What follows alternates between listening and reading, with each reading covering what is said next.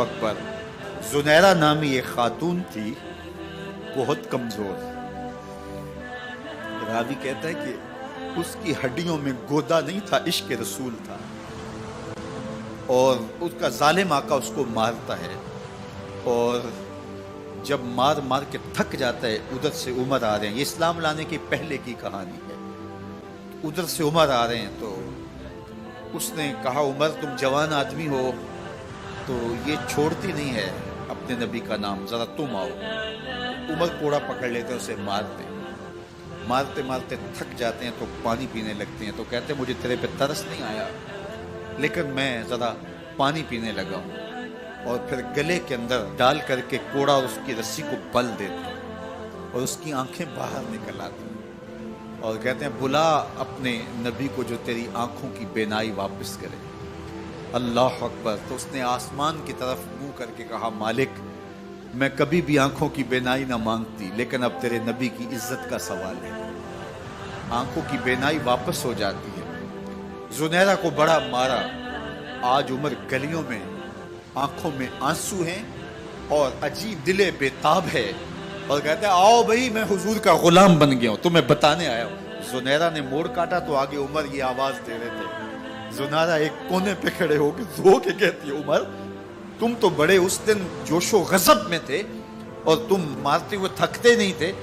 تو عمر نے کہا زنیرہ اس دن میں نے دیکھا نہیں تھا، اب میں محمد عربی کو دیکھ آیا ہوں. جنہ ویکھیا نہیں ہو کرن گلاں، جنہ ویکھیا نہیں ہو کرن گلاں، جنہ ویکھیا ہو تے بول دے جڑے محرم راز حقیقت دے اور راز حقیقت کھول دے. تو حضرت عمر رضی اللہ تعالیٰ عنہ ایمان لائے. حضرت عبداللہ ابن مسعود رضی اللہ تعالیٰ عنہ فرماتے ہیں کہ حضرت عمر کا ایمان لانا مسلمانوں کے لیے عزت کا سبب تھا.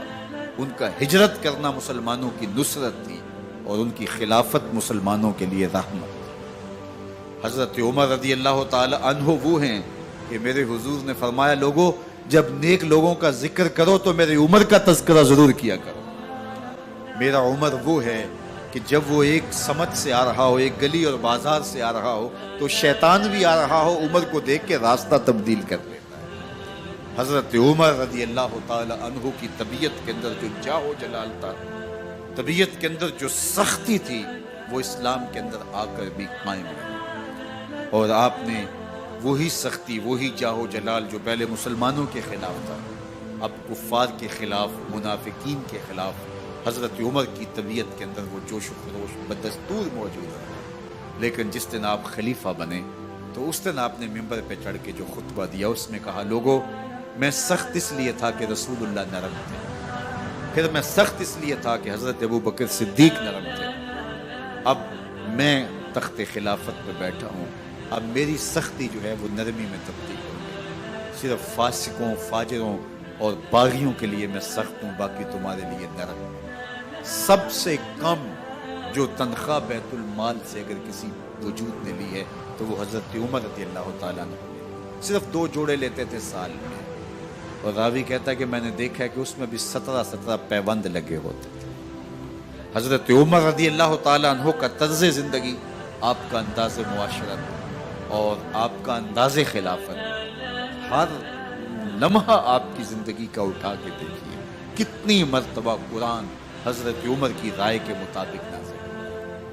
اللہ تعالیٰ جل شانہ نے ان کو صاحب الہام بنایا تھا. ہر امت میں کوئی صاحب الہام ہوتا ہے، حضور کی امت کا صاحب الہام حضرت عمر رضی اللہ تعالیٰ، اور آقا کریم نے انہیں اپنا وزیر قرار دیا. فرمایا میرے 2 وزیر آسمانوں میں ہیں، 2 وزیر زمینوں میں ہیں. آسمانوں کے وزیر جبرائیل اور میکائیل ہیں اور زمین کے وزیر ابو بکر اور عمر رضی اللہ تعالی عنہما. ایک دن حضرت عمر بیٹھ کے رو رہے تھے تو کسی نے کہا حضرت رو کیوں رہے ہیں؟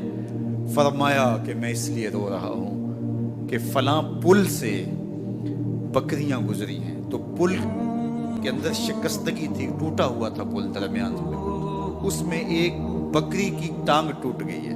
تو میں ڈرتا ہوں کہ میرا رب یہ نہ پوچھے کہ عمر تو نے پل صحیح تعمیر نہیں کروائے تھے کہ ایک بکری کی ٹانگ کیوں ٹوٹی ہے. یہ ہیں حضرت عمر رضی اللہ تعالی عنہ. اللہ اکبر. تو اللہ تعالیٰ جل شانہ نے حضرت سیدنا عمر بن خطاب رضی اللہ تعالیٰ عنہ سے جو کام لیا، مختصر دور خلافت کے اندر 10 سال 6 ماہ 4 دن آپ نے خلافت فرمائی ہے، لیکن کہاں سے چلے اور یہاں مکران تک، بلوچستان کا حصہ ہے، یہاں تک آپ کے سلطنت کی حدود وسیع، ادھر آرمینیا تک جا پہنچے، حمص فتح کیا، قادسیہ، یرموک، آپ ذرا دیکھیے کہ کہاں تک آپ کی فوجوں کے گھوڑے دوڑتے رہے، اور اللہ تعالیٰ جل شانہ نے ان کو جو توانائی، عدل و انصاف کی قوت عطا فرمائی۔ اللہ اکبر، جب زمین پہ عدل کیا ہو تو زمین بھی حکم مانتی ہے، اور حضرت عمر وہ تھے جن کا حکم ہوائیں بھی مانتی تھی، زمین بھی مانتی تھی، جن کا حکم جو ہے وہ آگ بھی تسلیم کرتی تھی اور دریا بھی ان کا حکم مانا کرتے تھے۔ مصر کے اندر یہ رسم بد جاری تھی کہ سال کے بعد ایک دوشیزہ کو زیورات پہنا کے اچھے لباس میں ملبوس کر کے دریا کی بھیڑ چڑھایا جاتا، اس کی قربانی دی جاتی، اس کا خون بہتا تو دریا چلتا۔ جب مسلمانوں نے مصر فتح کیا تو گورنر نے لکھا کہ اسلام تو اس طرح کی رسوم کی اجازت نہیں دیتا، لیکن خشک سالی ہے، لوگوں کی فصلیں ویران پڑی ہے، تو حضرت کیا کیا جائے؟ تو حضرت عمر رضی اللہ تعالیٰ عنہ کاغذ کے ٹکڑے پہ لکھتے ہیں، بسم اللہ الرحمن الرحیم، مصر کے نیل کی جانب عمر کا خط لکھتے ہیں، اے نیل، اگر تو اللہ کے حکم سے چلا کرتا ہے تو چل، ورنہ ہمیں تیرے چلنے کی کوئی حاجت نہیں ہے۔ اور قاصد کو کہا یہ خط لے جاؤ اور جا کے دریائے نیل میں پھینک دو۔ قاصد جا کے خط دریائے نیل میں پھینک دیتا ہے، پانی آتا ہے ایسا